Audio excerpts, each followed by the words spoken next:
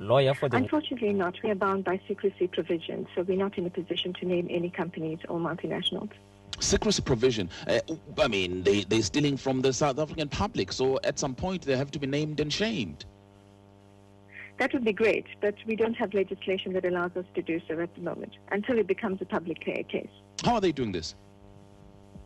In terms of profit shifting, what happens is within a group environment, a multinational group environment, you find movement of goods and services as well as loan funding takes place across the group. And it's usually at a price that is not considered to be arm's length, meaning that it could be that they're charging too much to the South African firms and then the South African firms are incurring a loss. It could be that the South African firms have incurred huge loans and are having to pay huge amounts of interest offshore. And sometimes these monies are funded, are actually being siphoned to a tax haven. So very little tax gets paid where the business activity takes place. Do you have any recourse, though? What is it that you can do in order to recover the money that is due to the fiscus?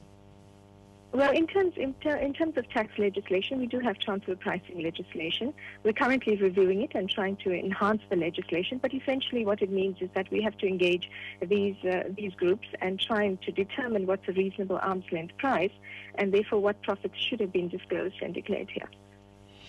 All right, we'll pick up on that issue a little later on. Unfortunately, I'm just out of time because I've got to take the news now. But nonetheless, I thank you for your time this morning. Sunika Manik, who is the head of the South African Revenue Service Large Business Centre. It's 7:30 time.